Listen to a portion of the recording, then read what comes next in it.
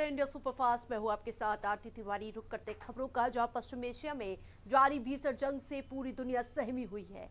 खाड़ी में जहां शांति ने ग्लोबल वर्ल्ड ऑर्डर पर पावर डायनामिक्स को पूरी तरह से बदल कर रख दिया है, तो वहीं हार्मूज बंदी और इसके अलावा खाड़ी की रिफाइनरीज पर ताबड़तोड़ हमलों ने दुनिया में कच्चे तेल और इसके अलावा गैस की सबसे ज्यादा किल्लत पैदा कर दी है, जिससे अर्थव्यवस्थाएं हिचकोले खाने लगी हैं।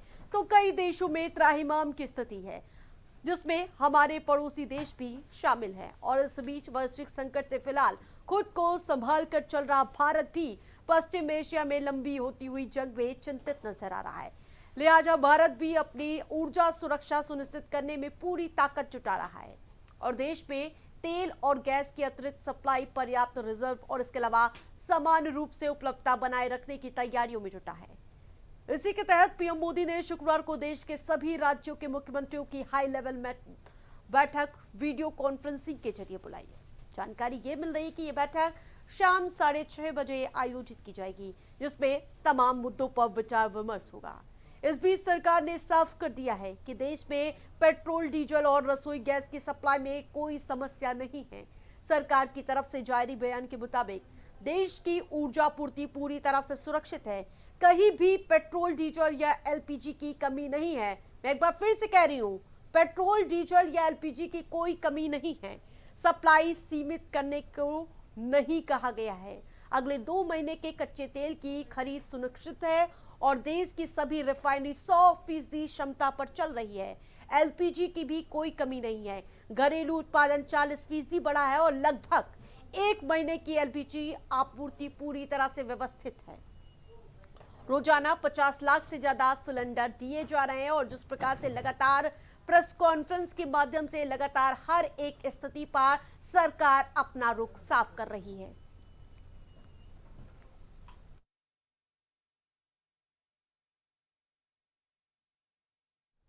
तो संकट के बीच कालाबाजारी से निपटने के लिए देश के तमाम राज्य बड़े कदम उठा रहे हैं। जो एलपीजी सिलेंडरों की जमाखोरी के खिलाफ लगातार एक्शन हो रहा है। इस बीच अफवाह पर ध्यान न देने की हिदायत दी जा रही है और इसी को लेकर जम्मू कश्मीर के मुख्यमंत्री उमर अब्दुल्ला ने अफवाहों के चलते पैनिक बाइंग पर कड़ी नाराजगी जाहिर की है। बयान सुनिए आप। अफसोस की बात यह है कि जब हुकूमत की तरफ से बात होती है उसको कोई नहीं सुनता, लेकिन अफवाहों पे सब लोग जो है यकीन करते हैं। मैंने पिछले दिनों एक रिव्यू मीटिंग ली, उसमें बाज़ाब्ता ये तय हुआ कि फिलहाल किसी भी चीज की कमी नहीं है, चाहे डीजल हो, पेट्रोल हो, एलपीजी के सिलेंडर हो। और 2-4 दिन के अंदर अंदर सूरत हाल बदली नहीं है। मरकज की हुकूमत ने भी वक्तन फवक्तन हालात का जायजा लिया है और कहीं पे भी राशनिंग या इस्तेमाल की कमी की हिदायत नहीं दी गई है। मिडिल ईस्ट में हो रही जंग तेजी से बढ़ती जा रही है और युद्ध में एक तरफ बम बारूद चल रहे हैं तो दूसरी ओर कूटनीति की बिसात बिछाई जा रही है। इसलिए ईरान और इजरायल के बीच की ये आग अब अपनी सीमाओं से निकलकर दूसरे देशों में सियासत का केंद्र बन गई है। भारत के नजरिए से देखें तो ऊर्जा संकट की आड़ में सियासत इस कदर गर्म हो चुकी है कि गैस सिलेंडर चुनावी मुद्दे में तब्दील होता जा रहा है। बयानबाजी सुनिए आप। जहाँ से आपका 80-85% डीजल आता है, पेट्रोल आता है, क्रूड ऑयल आता है, गैस आती है, वो तो हॉर्मुज़ जो एक बना हुआ था नेक, वो तो चाइना, जापान, मित्र देशों में जिसमें भारत भी शामिल है, पाकिस्तान भी शामिल है, ईरान ने खोल दिया है। तो अब काहे की शॉर्टेज है? शॉर्टेज है तो आर्टिफिशियल है। अपने मित्रों को लाभ पहुंचाने के लिए जिनकी बड़ी बड़ी रिफाइनरीज है, मत लूटो देश को। अब देश बर्दाश्त नहीं करेगा। एक कचौड़ी एक समोसा, एक कचौड़ी एक समोसा, अब गैस पे ना रहा भरोसा। अभी गैस का सवाल बड़ा है। एलपीजी लापता गैस। इस बीच योगी आदित्यनाथ ने जनता को भरोसा दिलाया है कि रसोई गैस के लिए लंबी लंबी कतारों की आवश्यकता नहीं है। समय पर बुकिंग करने पर सिलेंडर घर तक पहुंचाया जाएगा।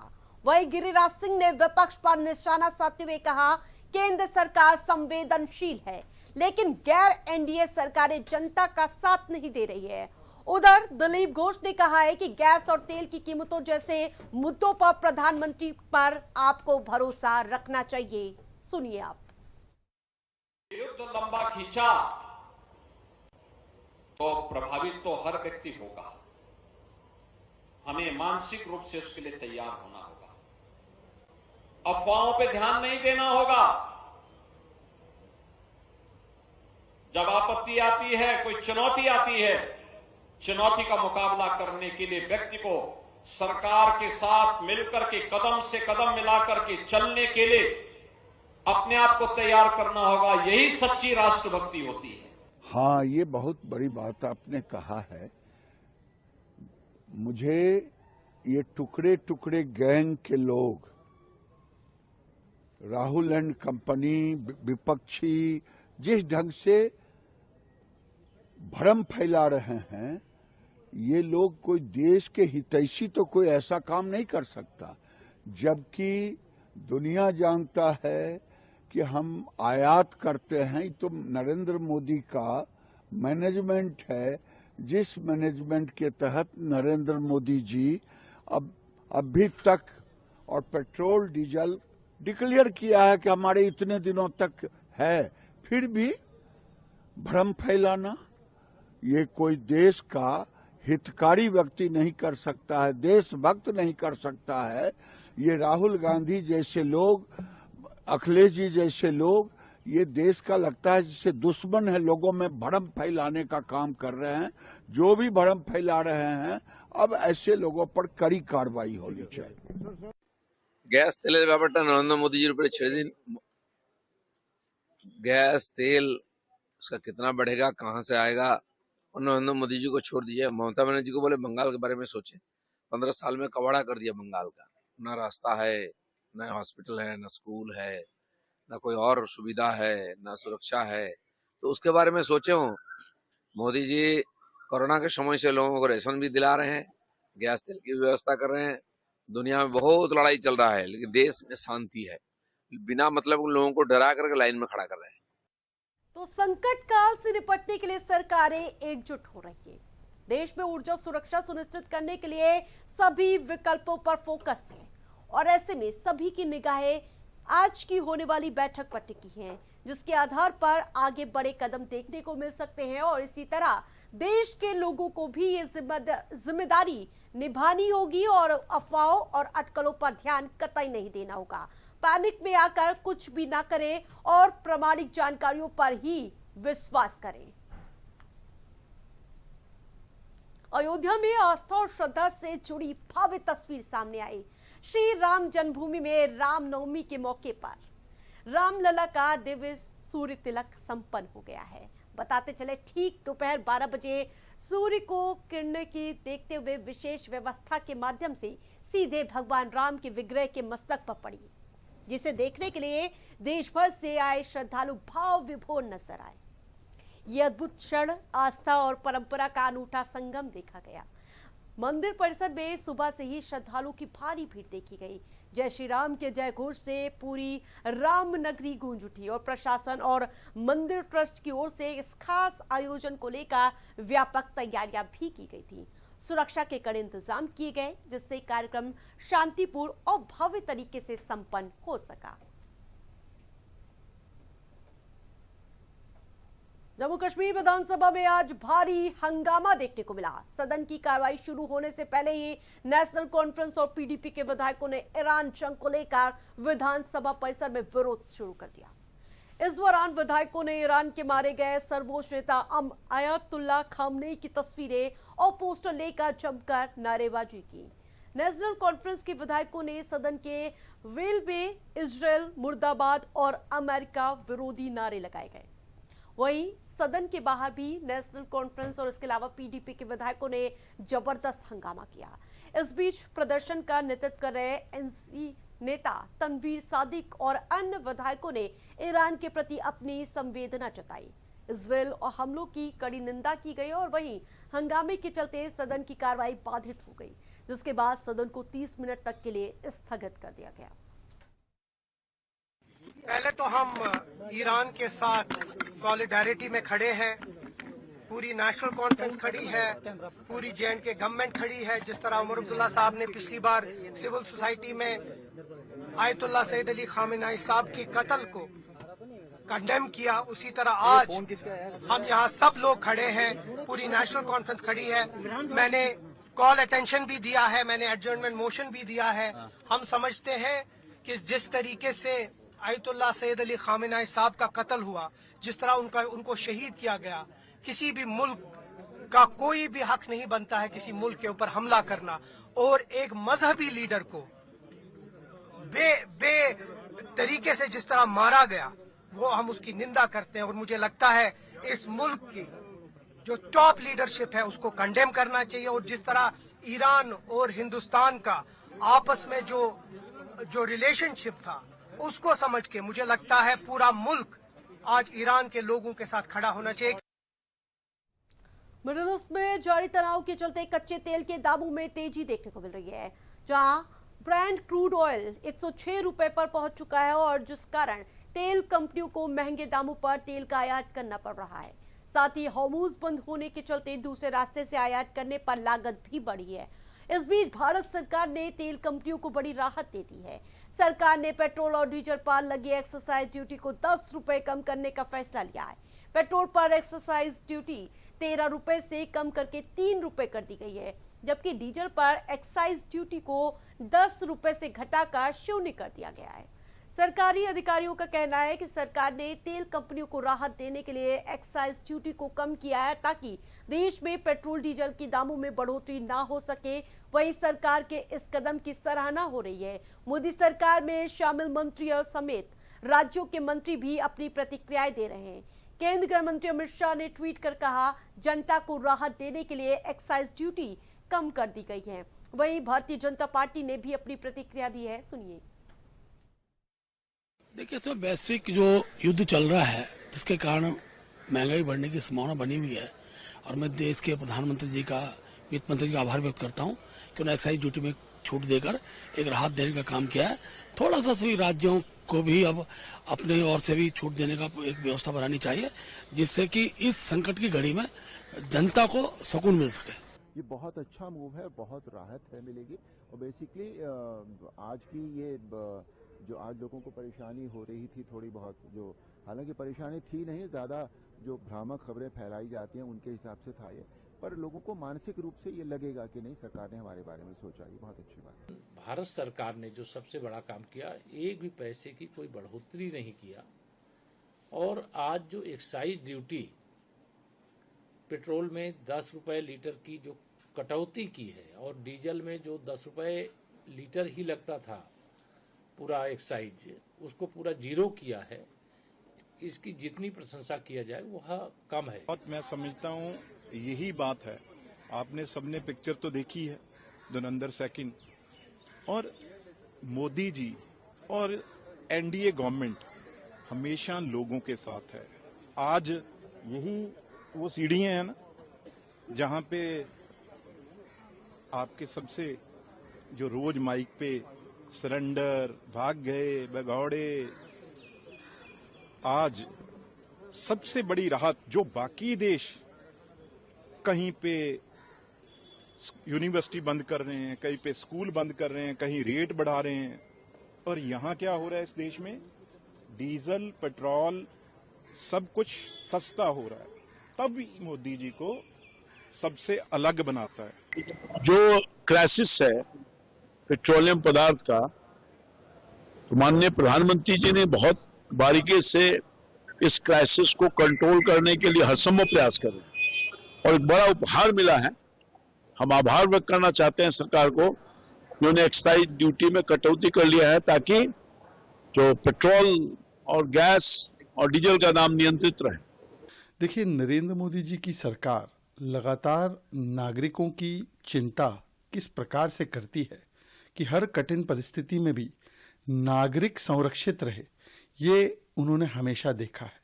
और पिछले 4, 5, 6 वर्षों से Ukraine Russia crisis, Covid crisis और अब ईरान इजराइल क्राइसिस के बावजूद भी, वैश्विक क्राइसिस के बावजूद भी नागरिक पर इसका कोई भार नहीं पड़ना चाहिए। तो इन्फ्लेशन भी 2 या 3% पर रखा गया, एक समय पर 12, 13, 14% होता था। और एक्साइज ड्यूटी, जो सेंट्रल एक्साइज ड्यूटी है, उसमें एक भारी कटौती की गई है।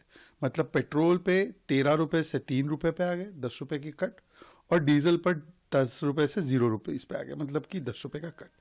अब ये सेंट्रल एक्साइज पहली बार कट नहीं किया जा रहा है पेट्रोल डीजल पर, इससे पहले भी 2 बार किया गया है। और दुनिया में 15 से 20 से 30% पेट्रोल डीजल के दाम बढ़ रहे हैं। भारत में पर्याप्त सप्लाई भी है क्रूड ऑयल की और दाम भी स्टेबल है। और इसीलिए नागरिक जो है वो मोदी जी को इस प्रकार से विश्वास की नजर से देखते हैं। आम नागरिकों को कोई कष्ट नहीं हो, किसी प्रकार का कष्ट नहीं हो, एक बहुत बड़ा निर्णय प्रधानमंत्री नरेंद्र मोदी जी ने और निर्मला सीतारमण जी ने आज घोषणा की कि जो तेल के दाम खाड़ी की युद्ध के चलते जो बढ़ रहे हैं, अंतर्राष्ट्रीय स्तर पर बढ़ रहे हैं, लेकिन हम अपनी जनता को किसी प्रकार की बढ़ोतरी उनके ऊपर भार नहीं पड़े, यह निर्णय प्रधानमंत्री नरेंद्र मोदी जी ने लिया है। और तभी 10 रुपया प्रति लीटर एक्साइज ड्यूटी कम हुई है। क्योंकि जब दाम बढ़ेंगे, जब तो जो तेल कंपनियां हैं उन पे भार पड़ेगा, जब तेल कंपनियों पे भार पड़ेगा तो जनता पड़ेगा। मोदी जी ने कहा नहीं, हम जनता पे किसी प्रकार का भार नहीं देने देंगे। पेट्रोल और डीजल पर एक्साइज ड्यूटी में कटौती को लेकर केंद्र सरकार का बड़ा फैसला सामने आया। और अब बताते चले, केंद्रीय मंत्री किरण रिजिजू ने इस कदम के लिए प्रधानमंत्री नरेंद्र मोदी का आभार जताया। उन्होंने कहा कि मौजूदा चुनौतीपूर्ण परिस्थितियों में यह फैसला आम जनता के लिए राहत है। जहां केंद्रीय मंत्री के मुताबिक सरकार ने साफ संदेश दिया है कि घबराने की जरूरत नहीं है और जमाखोरी करने वालों के खिलाफ सख्त कार्रवाई की जाएगी। और सर्वदलीय बैठक में विपक्षी दलों ने भी सरकार के इस कदम की सराहना की और सहयोग का भरोसा दिया। साथ ही राज्यों को निर्देश दिए गए हैं कि जमाखोरी कतई न की जाए। सरकार का दावा है कि हालात पूरी तरह नियंत्रण में है और आम लोगों को किसी भी तरह की दिक्कतों का सामना नहीं करना पड़ेगा। इसी के चलते कई नेताओं और मंत्रियों ने भी पेट्रोल डीजल को लेकर बयान दिया है। इतना विपद काल में, जबकि एक क्षेत्र में युद्ध चल रहा है जहां से हमारा गैस, पेट्रोलियम प्रोडक्ट सारे आते हैं, फिर भी ऐसे समय में इतना बड़ा कदम उठाना ये कोई मामूली कदम नहीं है। क्योंकि हमारे आम भारतीय लोगों को अपने जिंदगी में तकलीफ ना हो, इसका सोच प्रधानमंत्री जी ने आज दिखाया है। नहीं तो आप भी, आम आदमी भी समझ सकते हैं, हमारे देश में गैस और ऑयल कितने कम प्रोडक्शन होते हैं और हम बाहर से निर्भर रखते हैं। आम जिंदगी में सबको गैस चाहिए, सबको पेट्रोल डीजल चाहिए। तो इसको किसी तरह से दाम ना बढ़े, नियंत्रण में रखे, इसके लिए इतना बड़ा फैसला लेना, वो भी पेट्रोल तक 3 रुपया एक्साइज ड्यूटी रख दिया, इतना कम आप कल्पना भी नहीं कर सकते हैं। और डीजल में 0 कर दिया। मैंने हरदीप सिंह पुरी साहब का बयान देखा था। सरकार के पास भी जो राजस्व आता है वो लोगों की जेब से ही तो आता है। जो लोग टैक्स देते हैं उसी से ही तो सरकार का राजस्व आता है। तो अगर सरकार ने एक्साइज ड्यूटी कम की है तो कोई सरकार अपनी जेब से पैसा थोड़ी दे रही है। हरदीप सिंह पुरी जी का बयान तो ऐसा है जैसे कि वो अपनी जेब से निकाल के पैसा दे रहे हों। भाई, सरकार के को लोग टैक्स देते हैं, एक बहुत ही असामान्य परिस्थिति दुनिया में बनी हुई है।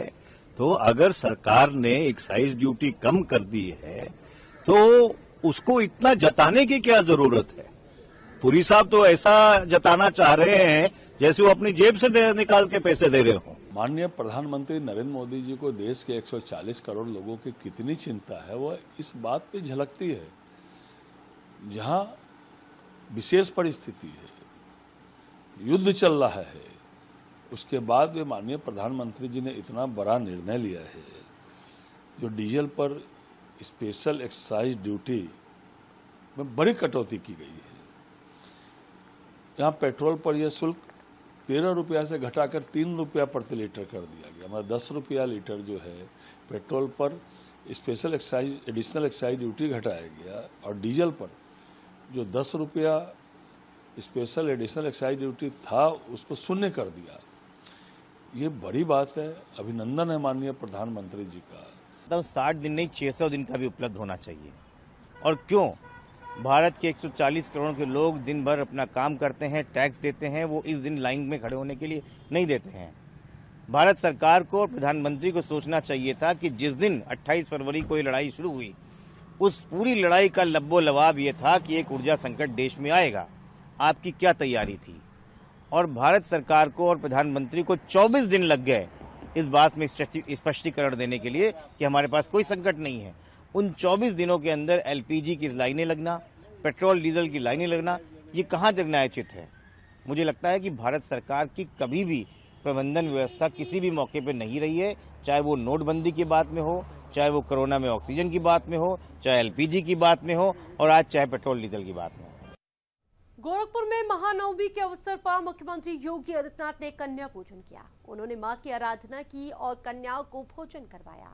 हर साल नवरात्रि के मौके पर सीएम योगी की आस्था की ऐसी तस्वीरें सामने आती हैं। इस दौरान उत्तर प्रदेश के मुख्यमंत्री कन्याओं के चरण धोते हैं और पूरी प्रक्रिया का पालन करते हैं। देश भर के मंदिरों में महानवमी के मौके पर भारी भीड़ देखी गई। इससे पहले सीएम योगी ने जनता दर्शन में करीब 200 लोगों की समस्याएं सुनी। परिजनों के साथ आए बच्चों को प्यार दुलार करते हुए चॉकलेट देते हुए नजर आए। श्री राम मंदिर के निर्माण के कार्य को, रामलला और राम दरबार, श्री राम यंत्र और पवित्र भगवा ध्वज के आरोहण के कार्यक्रम को भी उन्होंने अपनी आंखों से देखा है। लखनऊ से बड़ी राजनीतिक हलचल सामने आई। बहुजन समाजवादी पार्टी अब मिशन 2027 की तैयारियों में पूरी तरह से जुटती नजर आ रही है। 14 अप्रैल यानी बाबा साहेब भीमराव अम्बेडकर की जयंती के मौके पर बीएसपी चुनावी बिगुल फूंकने के लिए तैयार नजर आ रही है। लखनऊ और नोएडा में 2 बड़े कार्यक्रमों की तैयारी चल रही है और जिनके जरिए कार्यकर्ताओं को सीधा संदेश दिया जाएगा। और इससे पहले 31 मार्च को मायावती वरिष्ठ नेताओं के साथ अहम बैठक करेंगी, जहां संगठन को मजबूत करने और बूथ स्तर तक पकड़ बनाने के लिए रणनीति बनेगी। साफ है, बीएसपी अब जमीनी स्तर पर अपनी ताकत बिखेरने के लिए तैयार नजर आ रही है। यूपी एसटीएफ को बड़ी सफलता हाथ लगी। एसटीएफ ने फर्जी फर्मों के जरिए 200 करोड़ रुपए की जीएसटी चोरी करने वाले एक अंतर्राज्यीय गिरोह का पर्दाफाश किया है। एसटीएफ ने गैंग के एक अहम सदस्य यानी कि मोहम्मद अल्ताफ सोजतवाला को गुजरात के अहमदाबाद से गिरफ्तार किया है। जानकारी तो ये मिल रही है कि इस गैंग का नेटवर्क देश के कई राज्यों में फैला हुआ था और ये लंबे समय से सरकारों को राजस्व का भारी नुकसान पहुंचा रहा था। एसटीएफ ने गिरफ्तार आरोपी के पास से laptop, 2 mobile phone, PAN card और इसके अलावा नकदी बरामद की है और इसके अलावा एक पेन ड्राइव भी मिली है। वहीं जांच में ये खुलासा हुआ है कि आरोपी अपने साथियों और जिनमें वो चार्टर्ड अकाउंटेंट आकाश, पीयूष सोनी समेत अन्य लोग शामिल थे, इनके साथ मिलकर फर्जी दस्तावेजों के आधार पर बोगस फर्मों का पंजीकरण करता था। इन फर्जी कंपनियों के जरिए फर्जी इनवॉइस और इसके अलावा ई-वे बिल तैयार करता था और इसके अलावा जिससे वास्तविक कारोबारियों को इनपुट टैक्स क्रेडिट उपलब्ध कराया जाता था और बड़े पैमाने पर टैक्स चोरी की जाती थी। देश भर में एक बार फिर आंधी तूफान के साथ झमाझम बारिश का दौर शुरू हो चुका है। मौसम विभाग ने पश्चिमी हिमालय क्षेत्र और इसके अलावा उत्तर भारत, पूर्वोत्तर राज्यों और दक्षिण भारत के कई इलाकों में बारिश, गरज चमक और तेज हवाओं की संभावना जताई है। मौसम विभाग के मुताबिक राजस्थान, मध्य प्रदेश, यूपी में आज से 3 दिन तक बारिश की संभावना है। मध्य प्रदेश में अगले 24 घंटे में ग्वालियर समेत 7 जिलों में आंधी बारिश का अलर्ट है। बताते चले, मार्च महीने में तीसरी बार पानी गिरने के अनुमान जताए गए। वहीं आज सुबह लखनऊ, मेरठ समेत 10 जिलों में बौछार पड़ती हुई नजर आए। उस बीच 30 किलोमीटर की रफ्तार से हवाएं चली। मौसम विभाग ने यूपी के 38 जिलों में आज हल्की बूंदाबांदी की संभावना जताई है। उधर उत्तराखंड की मैं बात करूं तो बर्फबारी हो सकती है वहां पर। उधर जम्मू कश्मीर, हिमाचल प्रदेश और उत्तराखंड में आज से 31 मार्च के बीच बारिश और बर्फबारी हो सकती है। यूपी की योगी आदित्यनाथ सरकार ने राज्य की गौशालाओं की निगरानी के लिए बड़ा कदम उठा लिया है। अब प्रदेश की 5,446 गौशालाएं और इसके अलावा गौ आश्रय स्थलों की 24 घंटे सीसीटीवी के जरिए निगरानी होगी। इसके लिए कुल 7,592 कैमरे लगा दिए गए ताकि गौशालाओं में हो रही हर गतिविधियों को कैमरे में कैद किया जा सके। बताते चले, योगी सरकार ये व्यवस्था लापरवाही रोकने और पशुओं की बेहतर देखभाल के लिए लागू कर रही है। पशुपालन विभाग के अपर मुख्य सचिव मुकेश मेश्राम के मुताबिक इस डिजिटल निगरानी सिस्टम के जरिए चारा, पशुओं के स्वास्थ्य, साफ सफाई और इसके अलावा सुरक्षा व्यवस्था पर पैनी निगरानी रखना है। किसी भी तरह की लापरवाही बर्दाश्त नहीं की जाएगी ताकि व्यवस्थाओं को दुरुस्त करने में एक कदम आगे बढ़ाया जा रहा है। और इस पूरे मामले को लेकर सरकार का कहना है कि इससे प्रशासनिक जवाबदेही भी बढ़ेगी और व्यवस्था में पारदर्शिता आएगी। इस बुलेटिन में फिलहाल इतना ही। देखते रहे इंडिया सुपरफास्ट।